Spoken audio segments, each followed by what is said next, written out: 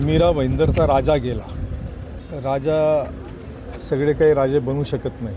राजा हा जन्माला येतो, जो लोकांच्या मनात राहतो, जो सर्व धर्म समभाव म्हणून जो जगला या शहरामध्ये. आमचा तर घराण्याचा संबंध होता. त्यांच्या वडिलांपासून माझे वडील जॉन मेंडोन्सा आणि नजर हुसेन अशी मुकरीची जोडी या जिल्ह्यामध्ये नामवंत होती. मी त्यांना ग्रामपंचायतचा सरपंच म्हणून बघितलं होतं. त्यांच्या घरी आम्ही जायचं, माझ्या वडिलांसोबत जायचं. मेंडोन्सा त्यांचे वडील असायचे. त्या काळात मी त्यांना बघितलं, मी लहान असताना. आणि मग 90 साली 91 साली मला नगरसेवक म्हणून त्यांच्याबरोबर ते नगराध्यक्ष असताना काम करायची संधी भेटली. त्यांच्याकडनं मी राजकारण शिकलो, हे नाकारता येत नाही. राजकारणामध्ये एकमत होऊ शकत नाही, नसतो, पण मन एकत्र राहतात आणि आमचं मन शेवटपर्यंत एकत्र राहिलं.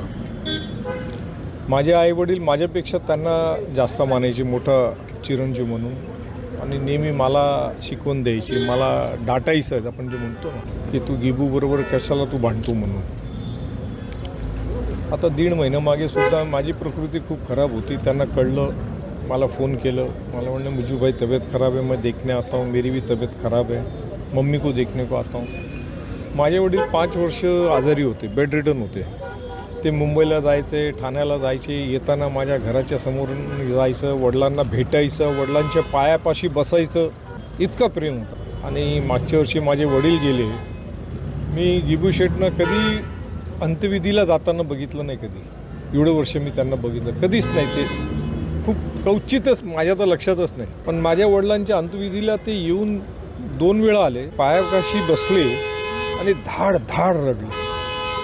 हा माणूस मनापासून जेव्हा प्रेम करतो ना, तेव्हाच हे घडू शकते, अन्यथा हे घडू शकत नाही. ड्रामेबाजी, राजकारणामधलं आम्ही नाटक करतो, ते सगळं आपल्या जागी असतं. पण जो माणूस मनापासून प्रेम करतो, त्यांचा पूर्ण परिवार, म्हणजे योग बघा कसं की मी नगरसेवक म्हणून गिल्बर्ट शेठबरोबर काम केलं.